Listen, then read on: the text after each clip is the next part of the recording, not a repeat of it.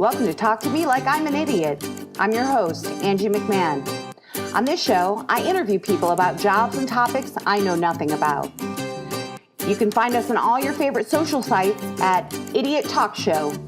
You can also use that hashtag to keep up with the conversation. Don't forget to tell a friend. Now, let's start the show. I don't want to be alone in this bed. Won't you give me something I can take apart? I don't want to listen to the yelling in my head or the crying in my idiot heart. Idiot heart. I am so excited to have this next guest on our show. He is a dear old friend of mine. He is a performer. He is a trolley driver. He does wonderful tours on the trolley. He is a bird owner. He's also a documentary filmmaker. Please welcome to the show, Chris Churchill. Very nice. Very nice. Welcome to me. So you made, so first of all, I always like to start the show with, how do we know each other? Well, you were one of the first people to take a chance on somebody who didn't really have any sort of track record doing comedy. Is that bird screaming driving you nuts? Did you hear that? That's okay. Okay. You're probably going to hear more of that. Back when I had just kind of gotten kicked out at IO, not really kicked out, but I wasn't on a team anymore, and I didn't really have any place to go to do my comedy. And between you, with the original CIC, and also John Ledley with his, whatever the name of his group was at the time, I was performing like alternating weeks or something, once for him, once for you, and then it just kind of I became Team CIC there for a good 3 or 4 years, and I really enjoyed being part of that whole thing. That was a whole lot of fun between me and my solo stuff, and the Christmas shows, and Lo Shut Up, our little comedy shows we would do. It was all super fun, Yeah. And so I'm going to ask you some dumb questions, because that's Please the do. show. Okay. So you told me you made a documentary. So what is that? I did. So I was in grad school. I graduated from grad school, got my master's degree last May in communication, media and theater. But my thesis project was to make this feature-length documentary film, and it was kind of my sister's idea. All my siblings are all older than me, and a whole bunch of stuff happened before I was aware of things. Where my mom was like really crazy. My mom has some really serious psychiatric stuff, and it did ultimately affect me too, because I ended up being the only one of the 5 of us that also ended up having some pretty serious psychiatric stuff go on after that. I spent a couple of times in the psych ward and medicated and all that kind of stuff. But basically, the documentary was it started off as just I was going to do a bunch of interviews, kind of a dry academic thing of my family about this, but it turned out we had all this old home movie footage from back in those times, which oddly enough means that my mother actually was the cinematographer on her own documentary in a lot of places. But yeah, I just kind of recounted my mom's life from the earliest days, how tough kind of her childhood was, how she met my dad. They were Salvation Army ministers. In fact, they trained over there at the Salvation Army School for Officers Training there at Addison and Broadway, right on the corner there. That was where both my parents trained to become Salvation Army officers, which is just the Salvation Army way of saying you're a preacher. Captain and Mrs. John P. Churchill. That's what they were. But in order to be married, she had to become a minister too. That's just the rules in the Salvation Army. And she didn't really want to be that, but she wanted to marry my dad. And so they got married, and they had all 5 of us kids. And it turns out that the combination of just the way women were treated back then anyway, with some of the stuff that happened to my mom when she was a kid, with the pressures of being in charge of a church essentially, and not really wanting to be a part of it anyway, all this kind of came together. And she started off with like just some depression and some anxiety stuff, postpartum, which got worse gradually after. There are 5 of us. First 2 were girls, and then the last 3 were my brothers and I, and I'm the last one. And she said the postpartum got gradually worse after each kid. And so shortly after I was born, it just went haywire, just crazy. She was like, she drove her car into the house. She chased my sister with a knife. She ended up like lunging at a cop apparently at one point, and ended Wow. up going into a padded cell for a while. I mean, just all kinds of crazy stuff. And it's just kind of our family story about how we kind of got through that and how things are now. And she's actually doing great now, but she had a real rough life for a real long time, and it kind of rubbed off on me a little bit too. Yeah. So yeah, What is the name of the documentary? it's called "Tell Me About My Mother." It's available on Amazon now. It's got an IMDb page, but it's available on Amazon if anybody wants to buy it. So yeah, Go do that. And we'll have all the links in the social commentary to sure. check out. Yeah, down Um, there. Yeah. um, so I don't know if you remember this or not, or if this becomes painful, I'll cut it. So We'll just see. let me We'll know. see. But you called me one day and you said, I just need you to stay on the phone with me till my wife gets here because I Mm, have an overwhelming feeling that the world is going to end. really? Did Yeah. I say that? I believe that I said that, and I believe that that happened. And it sounds like, um, yeah, It was it it was sounds like kind of something that was going on with me. it was one of the Um, last things we talked about on the phone. It was one of the last times. really? Yeah, you called me, you said I'm just so scared and Kathy's on her way and I just Okay. need you to stay on the phone with me until she gets here God. because I just know the world is going to end and I was like just talk to me, just tell me what's going on in your head. And you had tried to explain that you thought the world was kind of like a burrito and was going to touch itself and end. Really? That was me, huh? I said that, Yeah. huh? Yeah, You and sure you don't have other crazy friends like that? Because you, that's definitely something like I would have said, but I don't remember. you were crying, Eh, and I was very worried. And I oh my stayed on the God. phone with you for like 20 minutes till she came Wow. home. But you don't remember that at all. I don't remember that at all, Angie. But I don't doubt that something like that happened because on the occasions where I have gone particularly nuts, I've gone so deep into myself that I come up with crazy theories and crazy ideas about how the universe works. In my documentary, I actually have a moment that sounds kind of like what you're describing there, where I'm talking. My therapist agreed to be interviewed, and she was explaining that I was the most disturbed patient she had ever worked with Wow. when she first met me, which I was pretty proud of actually because I'm doing okay now. Um, but as part of how she was describing what I was like, and kind of the way you were describing it just now, um, she said that. Well, she was describing it, and I happened to find an old like writing that I had done. I just I guess Kathy wanted some time off from whatever was going on with me, and she goes, just go into the bedroom and write it down. And I had this little notebook, and I just filled this notebook one night with stuff that I was thinking, and then later on, probably after I was feeling mostly better, but I was just kind of curious to keep this thing around. I typed it down, and so I have it on my computer. It's just called Chris's Mentally Ill Philosophy, and I kept it. But in the movie, I have moments where you just see it on the screen. I kind of scroll through, and I'm looking through it. And it's all this stuff about God and about the afterlife and about science and about metaphysics and all of it kind of wrapping in on itself, and kind of like a burrito and Yeah. twisting and turning and confusing. Um, but it's weird because I know the major episodes that I've had were in like 92, 99, and like 2006. But that doesn't mean there weren't little jogs in between there. This I was might in have a, been like around 2006. yeah, because 2006 was the real bad one. There was one where my wife was really scared. And you remember my friend Scott McNulty, right? Oh yeah, Yeah.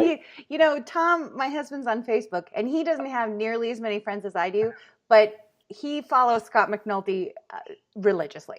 Because Scott's a lunatic, right? But at that time, as you know, me and Scott were doing some comedy shows together. It was first it was just a Chris and Scott show through CIC, as a matter of fact, for a while there, and then we started this co-governors of space thing, me and him and Chris Hauser and a couple other people, um, and but it was right.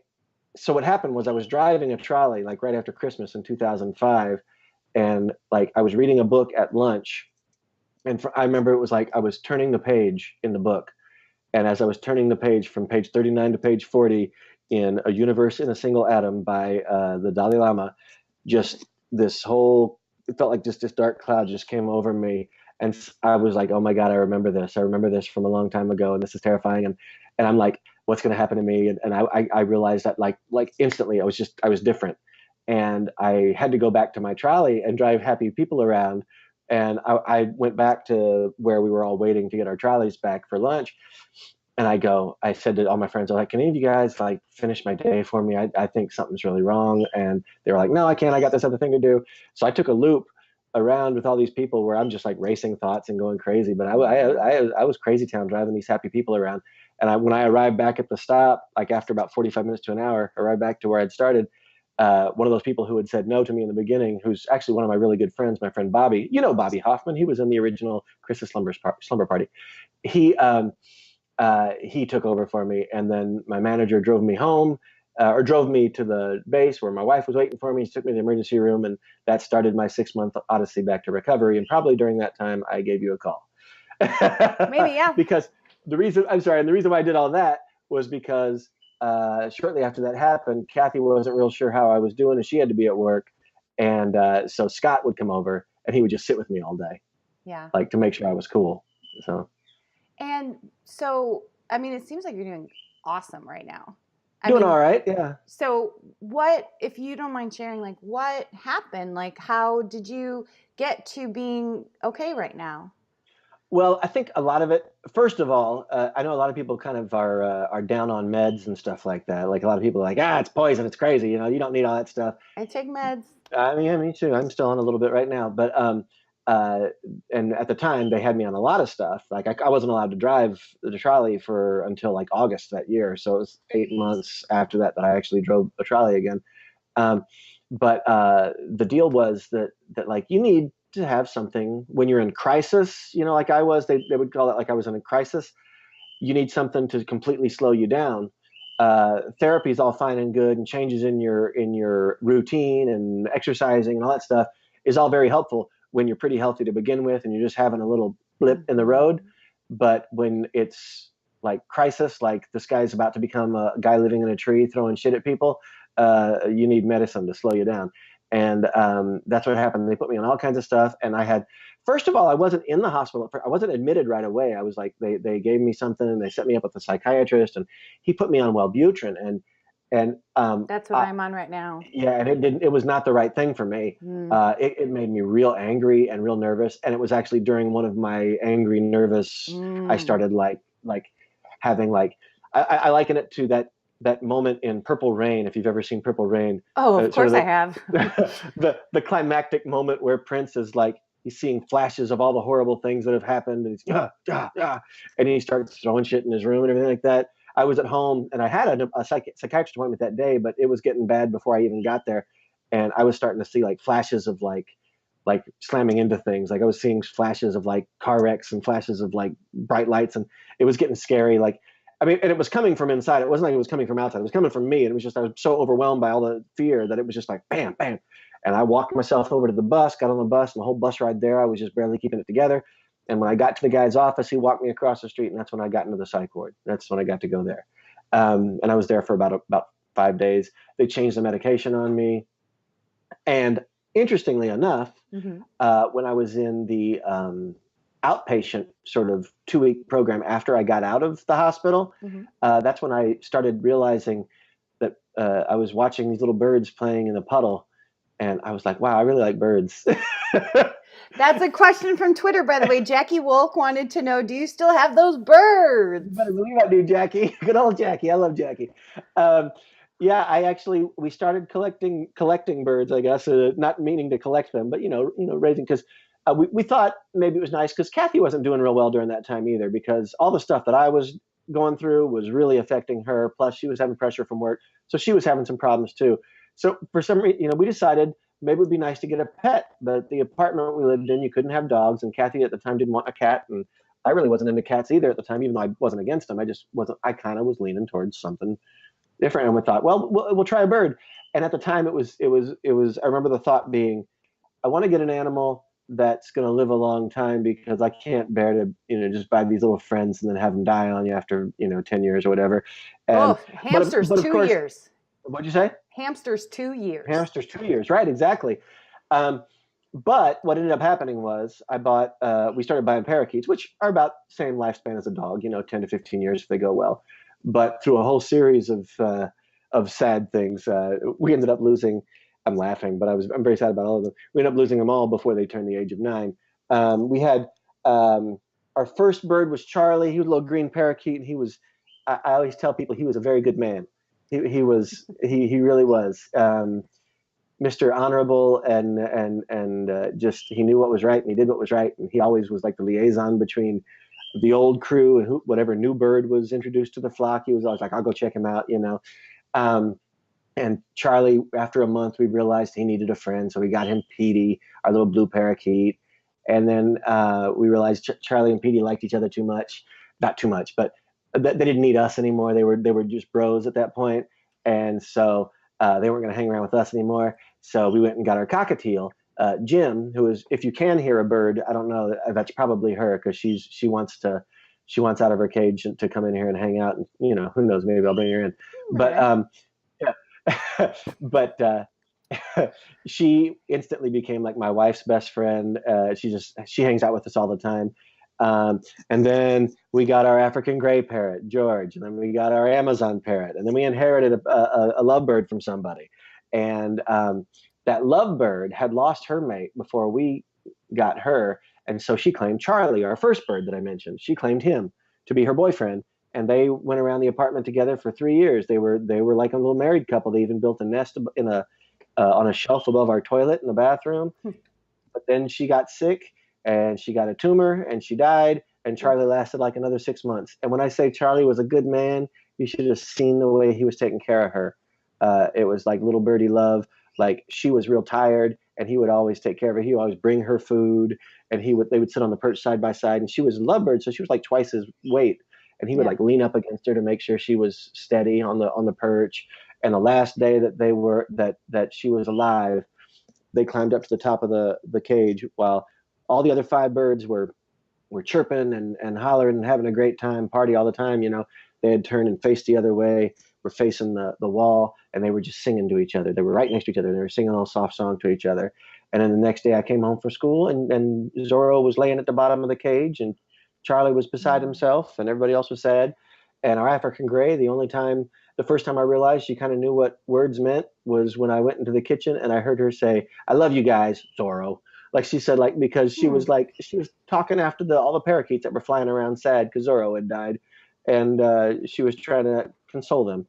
And so, yeah, a whole lot of birds. We had one more bird, too, that we inherited from somebody else, a parakeet, too. But when Charlie died, we had 2 other birds. We had Iko, we bought to be a friend. Anyway, we had a whole bunch of them. Basically, one died, made the other one sad. That one died. Then we inherited one that was already sick when we got, and he died. And then Petey lived to be 9 years old, and I didn't feel bad at all when he died because he lived a nice, good life, and he was happy. And you know, It was just kind of stuff. But what we have right now, sorry to answer the question in a much shorter way, is we still have 3. We have our cockatiel, Jim. Even though she's a little girl, she's an old lady now, but her name's Jim. And we have George, actually George Takei. We named her after Captain Sulu. He was doing a lot of Howard Stern stuff back then, so we liked it. But she's an African gray, and they're like the smartest breed of parrot, and the Amazon parrot is Mac. That's short for Captain Aloysius McAllister, which is the name of the sea captain on The Simpsons. And those 3 are in there making noise right now. So. I love that. I don't know anything about birds. Is it hard to keep a bird? I mean, is it hard to keep a bird as a pet? Well, it is. It depends on the breed. Obviously, the parakeet's a little bit easier to take care of because you can kind of just leave them alone and let them do what they want. But the parrots themselves, the bigger birds, they're kind of like kids in that you kind of have to hang out with them, and or else they get real lonely, and you kind of they're very needy. And our African gray, she was the one who was the closest, she got the closest to the parakeets, and they would be her best buddies, and then they would die, and then she would overgroom herself and pull the feathers out of her wing. And so all these years later, she did that so many times she can't fly now, so we have to carry her. She stands on her finger. We lead her around where she wants to go. She leans and she taps us on our finger like this way, this way, this way, and we take her where she needs to go. But as a result, she's kind of become really needy, and she gets up when she hears my wife get up in the morning to go to work, and she screams, and we've got neighbors, and so that can be problematic. But for the most part, everything's cool. Oh. It's just, and the thing is, so like she's needy, The other one can be a little loud sometimes. The Amazon parrot, you have to be careful with him because he can be a little bitey at Oh. different times of the year, and you have to be able to read them because like they have different postures and different things they do with their feathers and their eyes that let you know that he's upset right now. You can't get him out right now, or you can't hang out with him right now. He's upset. So things you learn. And what's funny is, and this kind of goes along with the old comedy days, but now I find myself just like when I'm outside, I find myself like noticing when a pigeon has a limp, or I'm always like going, oh, look, that male pigeon is trying to mate with that female pigeon. You can tell by the little dance he's doing and the way he's holding his feathers and the way, all that kind of stuff like that. And I'm always spotting stuff like that. I don't know how comedic that is, but it's fun. It's interesting. It comes from both sides, and I will often find myself like stopped pulled over to the side of the road watching hawks circle now. Like when I see hawks in the sky circling, I'm like, hey, there they are. Did getting the birds help you? You feel like? Yeah, it did. It was kind of like when we got Charlie. We got him like the day before my wife and I's 8th wedding anniversary. So it was 2006, August 27, 2006. We got him. And we brought him home, and it was like, at that point, there was still a lot of residual like weirdness from having been going through that mentally ill stuff, and still the meds are they where they are now. But like almost immediately, once we got the birds, it became all about like taking care of something, taking care of someone. And I know, I mean, you've got kids and you've got cats, and I have one cat. You have one cat. Yeah. I used to know you had 2 cats, right? A long time ago. I did. Yeah. You know what? Yeah. My oldest daughter, we found out was allergic. Oh, really? Because we had this beautiful cat. Well, first of all, that was a whole thing. Right after Jordan was born, Simon, Jordan. our one, Tell Jordan hello from one of the people that has changed her diaper ever. I will. Right after she was born, our first cat Simon died. And then 3 days later, we found out she was allergic to Holly. Oh, wow. Because Holly had climbed in her bassinet to sleep by her, and she woke up with this rash all over her body. Oh, no. And so we had to get rid of Holly. And so then we haven't had a cat for a long time, but she's been doing great around animals, like doesn't get rashes anymore, doesn't have a hard time breathing or anything. Oh, that's good. So we were like, okay, we're going to foster a cat. Okay. To see how it goes. See how it goes. And that takes a certain type of person, because those are not healthy cats. Oh, right. General. They got problems generally, right? Yeah, they got problems. They're sick. They're like about to die. Sure. And I was like, all right, maybe we won't foster a cat. We're going to adopt a cat. He won't be allowed in your bedroom. We'll see how things go. And if like worse comes to worse, we'll have to find a home for him. Yeah. But he's been with us for over a year. His name is Olivia because gender is fluid, is what I'm told by the children. Yes. And Olivia's great. And he's fine. The girls are fine. Everybody's fine. So that's great. That's cool. Olivia lives with us now. That's great. Well, like I said, all my birds have male names, even though 2 of them are females. So yeah, that's the way it goes, I guess. So okay, more dumb questions. After you started working on yourself mentally, and you left performing, which was a huge part of your life. Yeah, I did for quite a while, as a matter of fact. Yeah. And I imagine now it is challenging to try to find any opportunities to perform again, or to try to break back in. Well, it's interesting because it's not only hard to find any opportunities to get back in, but it's also hard to find that place in my mind again, to find that place in my life again. Because, back when I was performing with your group with CIC years ago, I mean, that was... I'd take a day off work, and I would just sit all day and work on my 20 minutes I was going to do that week, and I'd work on my songs and my bits, and it took a lot of energy, but it was energy I had back then. And now, I went through college for 6 years, and I write real well, but I don't memorize real well anymore. And it's not like I'm losing my mind or something like that, but it's just that I don't have the same drive to memorize stuff. Like recently, I did do a show recently, and it was okay. It wasn't like the old days. It was fine, but it wasn't like I used to be. And I think that's just a matter of like getting back into it. But I don't know if I had the energy to kind of get back into it. If you So want to, yeah. yeah, so I've been doing more writing and stuff. Like I have a play coming out at a group. My friend Davette has a little. It's called Dav Jazz Brand Entertainment. They're putting up a second one of my plays that I wrote. They're putting that up at Second City in July, and it's already the opening night is already almost sold out. So that's pretty cool. I never sell stuff out. Yeah, I as you know, I never sell stuff out. Me neither. You're a producer though. You know how to do it. But no, yeah, my stuff's always so weird. It was hard to get people into there. But these actors are really enjoying it, and they're telling people, and it's fun, you know. Ooh, let's talk about this. Okay. One of my favorite, I believe, wasn't it? Don't Mess with Baby Jesus was the song that you sang. Yeah. And was that the song that one night you sang, there was like 6 people in the audience and 2 of them got very offended? No, actually, I remember what that night was, okay. As a young performer, sometimes you get very confident about people, that everyone in the audience understands where you're coming from. And I had done a bit for your theater. I remember because also Pat and Tyler performed that night too. And they did an improv set before. And there's kind of, you know, there's always that thing where you have where if the audience doesn't trust you, they might misinterpret whether you're making fun of racism or whether you are racist. Right. There's that line that Seth MacFarlane always rides all the time, and sometimes you're not quite sure if he's actually racist or if he's making fun of racism. But I already had my bit written. They did their improv bit, and their improv bit happened to be very close, I think, to mine, where it was like making fun of racism against Mexicans kind of thing. Mine wasn't even about racism, and it was just about, I was doing a bit about the Bible, and I thought it would be funny. That's what I thought about Jesus. I don't know. Yeah, it wasn't, you're right. It was, and it was, I claimed there was a book of the Bible called Jesus versus the Mexicans.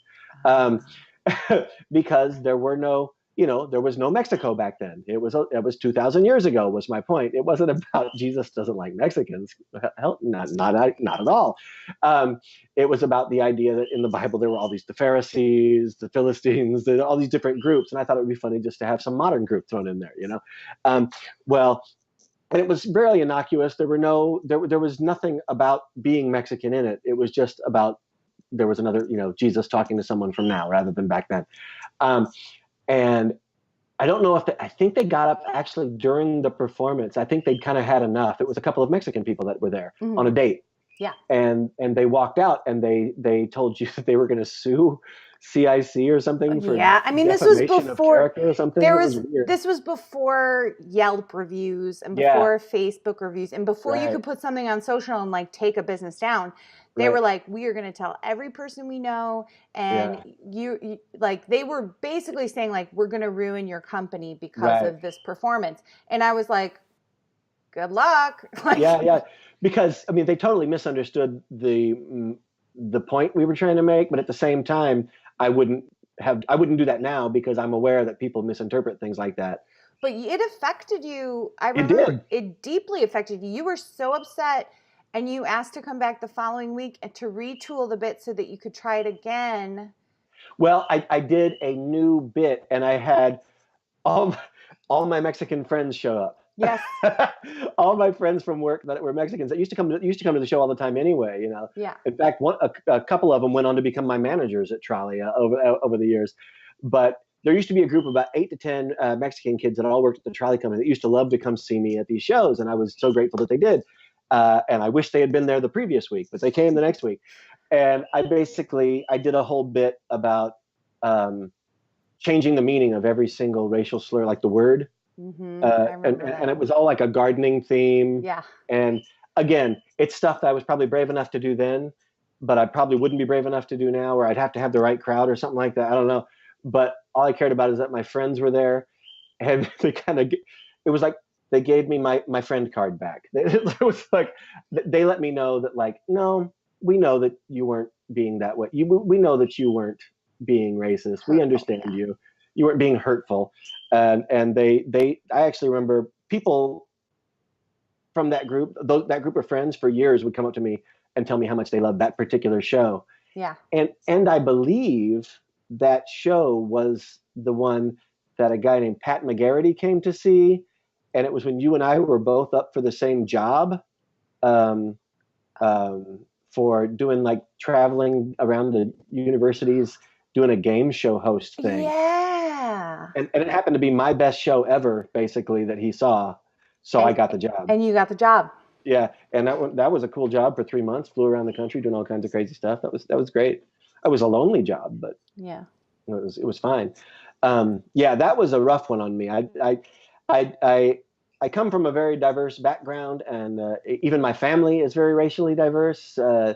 Like my siblings and my parents are basically we're basically white, but everybody else in our family basically isn't. And so like. And none of my friends growing up, a good chunk of my friends growing up weren't white. And I've always kind of felt, I hate to say this talking to my white friend, but I've always felt more comfortable around people who weren't white because I didn't understand white people for a long time. And so it always hurt my feelings when somebody would misinterpret something I was doing as being racist. But even my vehement defense of the fact that I'm not a racist will come off as being racist. So, that's the way that goes. What are you going to do?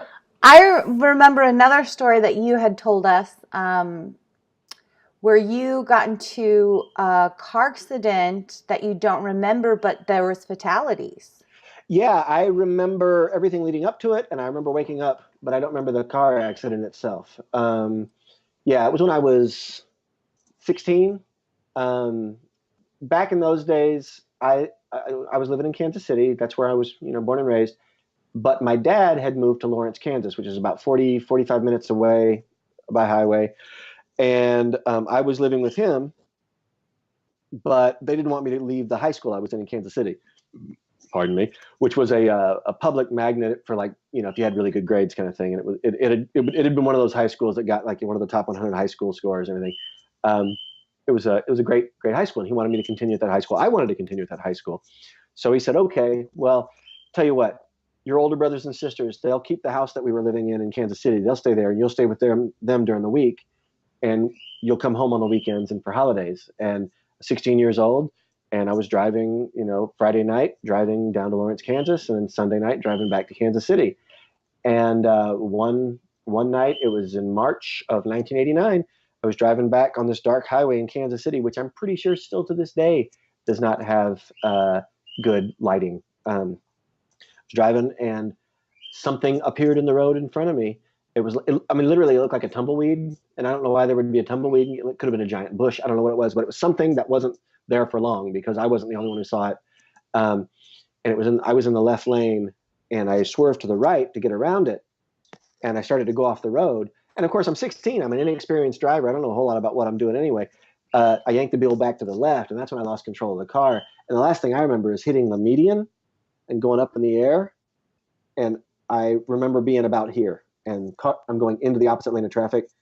And then I woke up, down the street, however many hundreds of yards, bleeding, lip cut open, steering wheel print on my face, eye cut open.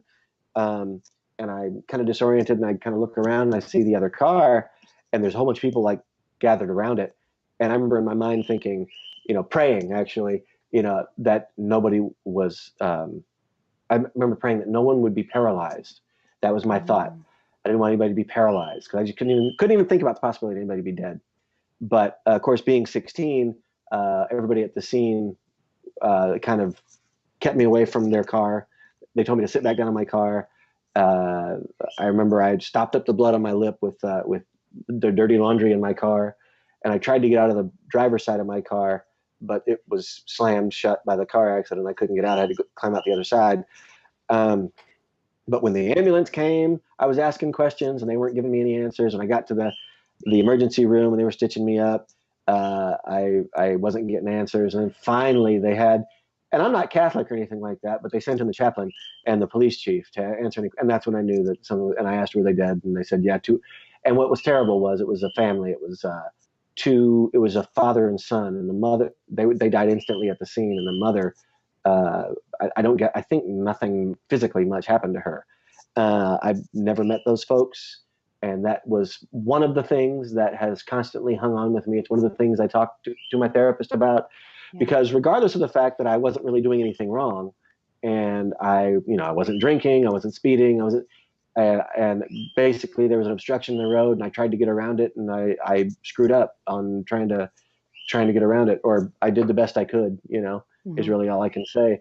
That still hangs on with me, and I think that it's part of the reason why I have sabotaged myself a couple times when it looked like things were going really well comedy-wise, or because there come those moments where you have this flash of like, remember that? Remember those two people that your mind says that you killed? Like, how come you get to have all these people laughing at you and telling you that they really enjoy you and telling you how great a guy you are? How come you get to have that and they don't? And that's kind of been something that's kind of stuck with me, like, since then. Like, I've never quite gotten over that. Yeah, I bet that's tough.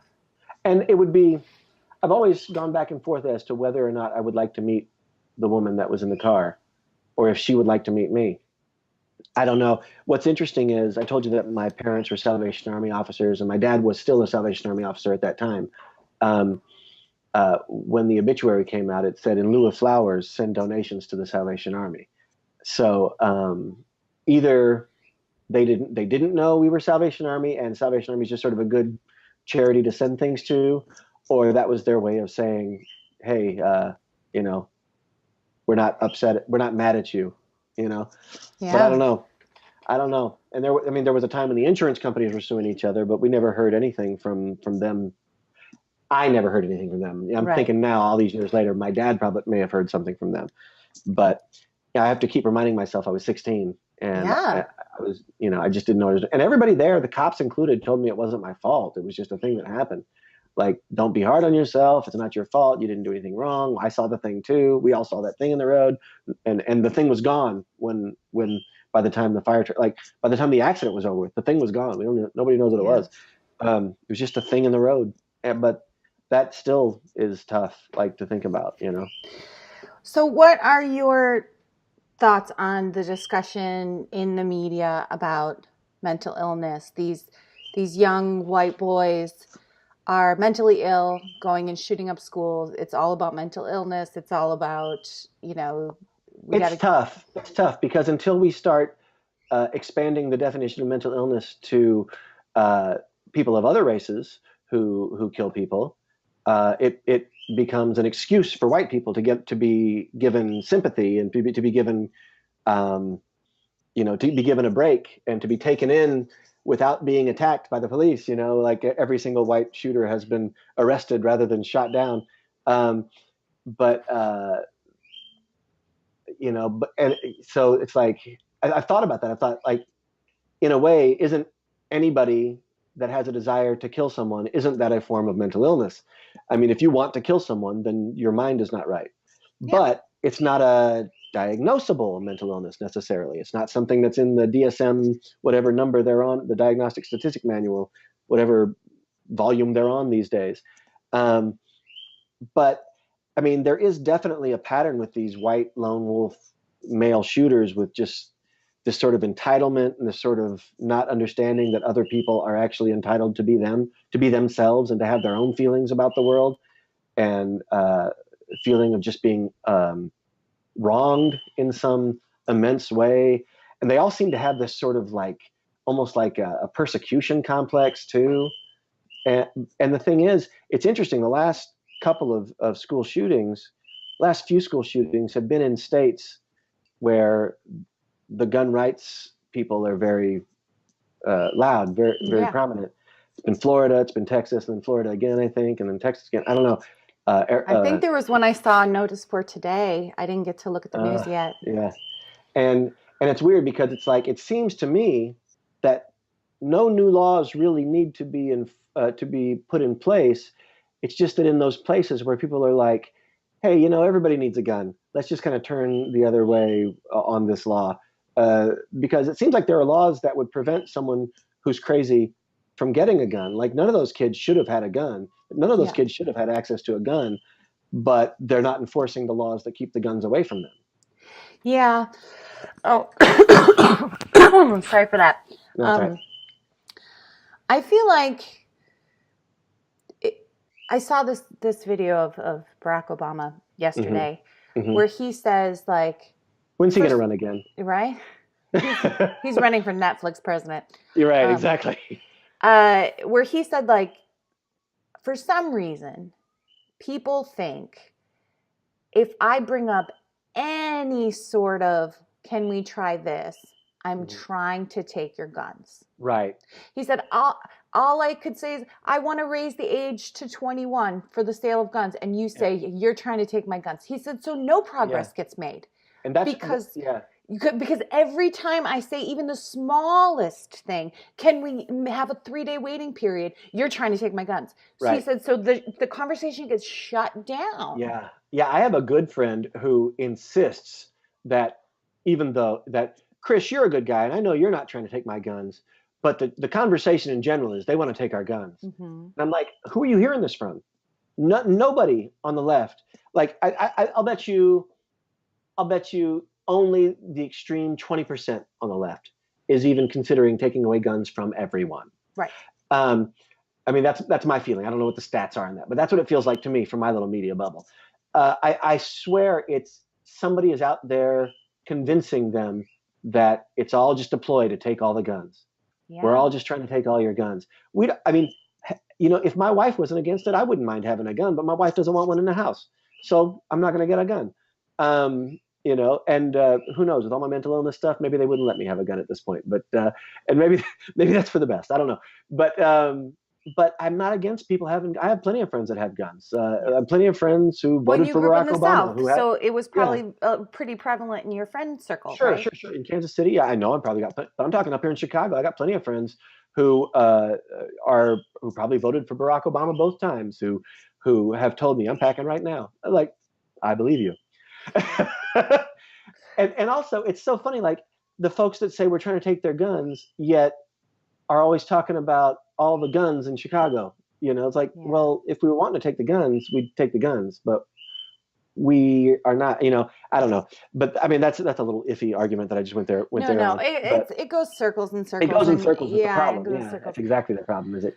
Yeah. Are we taking the guns? Are we not taking the guns? Are the laws for taking the guns? Are the laws for keeping the guns? What are the? Yeah, total circle. All right. Do you have any dumb questions for me? Yes, Angie. Are we still good friends? Yeah, why not? Yeah, I had some confusion for years after, because I feel like I dropped out of CIC abruptly and without explanation, and I feel like you and I were kind of on a weird footing after that for years. The last time I spoke with you was that phone call. Oh, really? Well, that doesn't help, does it? And so I knew why you abruptly, it was that phone call, and then it was like, guys, I don't think we're going to hear from Chris for a while. And it was like, okay. And so then anytime after that, talking to you was like, how are you doing? That's what that was. Because I remember, because there was that string of plays that I did, like in 2007, 8, 9, where I wrote and directed one, and it got a good review. Chair got a good review in the reader. Yes. But then there was a lot of stuff that was just me vomiting onto a page and handing it to someone and saying, do what you can with it. And they were all terrible. And you came to see one of them that we did at the Viaduct. And I remember looking at you and Tom as it was letting out and going, that is either the play was so bad that they're getting out of here before they're talking to me, or that they're still uncomfortable talking to me, or a combination of both. But I felt like things were weird even then. But it was one of those things like, we want to support Chris and let him know that we're here to support him. Also, this was super weird, and I don't know what to say about it. So it was terrible. I mean, it was definitely like, this is art. Art happened to me. Yeah. Well, it was art. I love how the critics said that the Viaduct Theater needed to be exercised after that one. Yeah. So, I mean, we wanted to, but I wasn't in a good place. I don't think I was in a good place mentally, even though that was after my last big breakdown. I think, first of all, I was playing a lot of catch up on putting my shows up, and there was a lot of like, everything I ever thought I want to put on stage, I'm going to put on stage right now. We're going to get this all out there. And so much of it was bad, but much of it was good. But much of it, because of the 2 really bad shows that we put out, much of it was never reviewed after that, because it was like, oh, that guy, I bet, you know. But I'll have to say, like, even that show that I saw, like, there's always moments of brilliance in everything you do. There's always moments where you go, God, his mind's amazing. Like, that's amazing. And then you're like, and then shit happens to you, and you're like, what's happening? Yeah, it's a weird thing that I've tried to catch myself, because there is a certain bit of self-defeating with me that I've caught myself doing, and I'm trying to deal with lately. And again, I'm doing much better lately, and the therapy's been very helpful, and just going through college and finding out that I'm actually good at that sort of thing and getting the master, all this stuff where I've had some success and it's kind of helped focus me, and my therapist has really helped me. But I've caught myself a lot with, even of late, doing self-defeating things and catching myself and going, no, Chris, don't do that. That's old Chris. That's self-defeating Chris. Where I would have a good idea and I would go, I'm just going to keep going with this and fuck everybody, you know, if they don't get it. And then be like, hey, how come nobody got it? How come nobody was with me on that? And that's a problem. That's something I'm doing to myself. That's something people do to themselves. Mm-hmm. Today I was working on the sound design for the play that's going up in July at Second City. And I had this sort of familiar reaction to it where I was like, well, that's what it is. I tried this experiment, and that's what it is. And I was like, wait a minute, all your actors really love being in this show. They're having a great time. Why would you just set them up with this terrible thing and just say, deal with it? Like, why would you do that to them? And so I stopped, and I was like, nope, I'm going to do better than that. I'm doing better. Like, I've started realizing now that when I defeat myself, I defeat others as well. And it should be just enough that I shouldn't want to defeat myself, you know?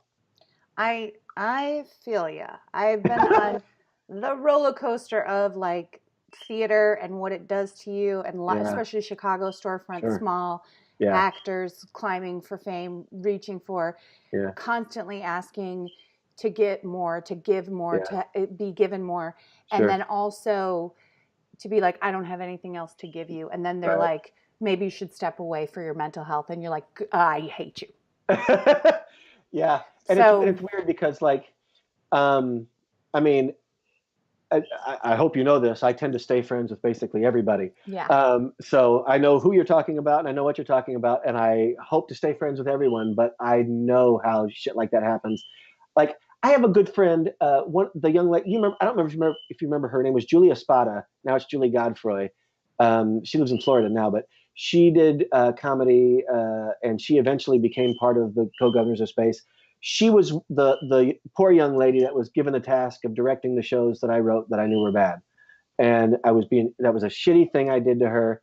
And she and I didn't work well together. And it was mostly my fault because I was disorganized, but I didn't want to be organized. I didn't like that she was trying to organize things, and I would passive aggressively mess things up. And she called me on my passive aggressive stuff, which made me even more angry. Mm-hmm. And eventually she was like, I can't work with you anymore. And that became the end of me doing plays for a long, long time. And that's when I started doing other stuff.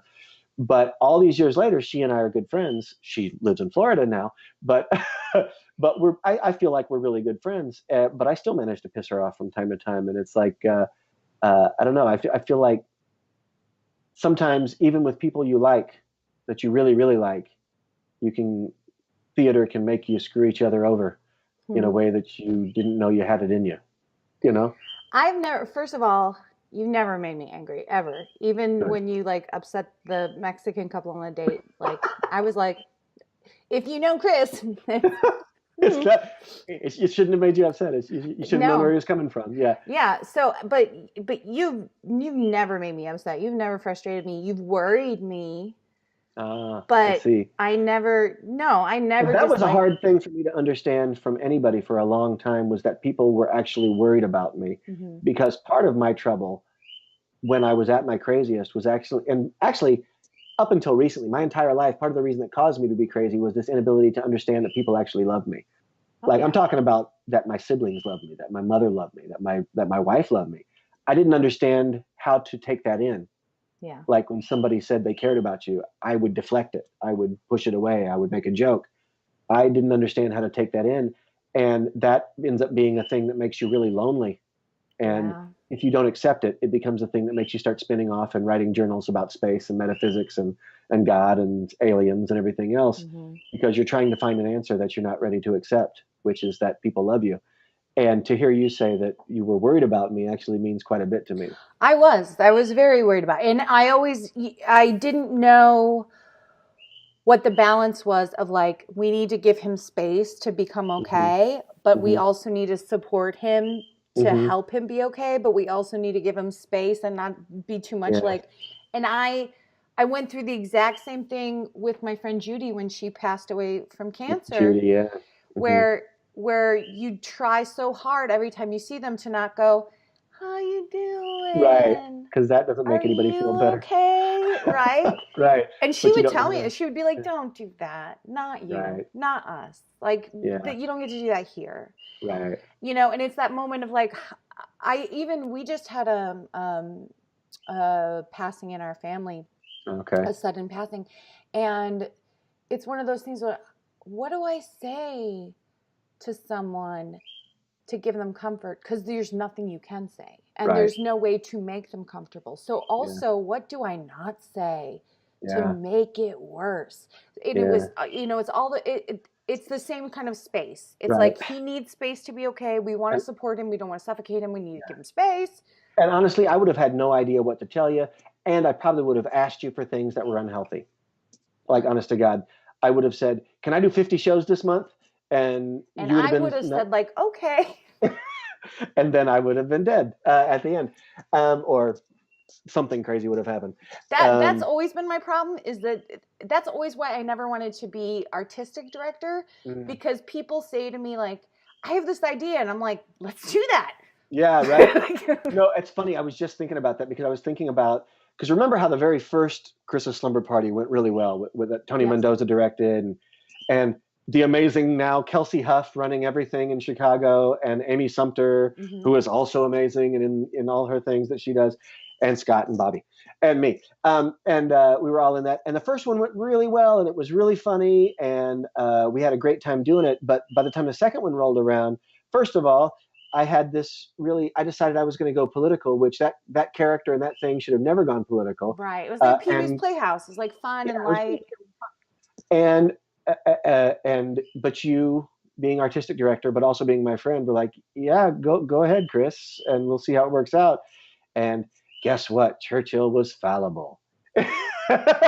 Yeah, I Yeah. mean, but that's always been my problem, is that maybe it's the improviser in me where I'm like, yes, and yes, and Right. like, We're gonna make it work. We're gonna make it we're work. gonna make it work. I know I've had to catch that in people now, because I have friends now that I work with, that I do things with, who every time I ask them if they want to do something, yeah, let's do it.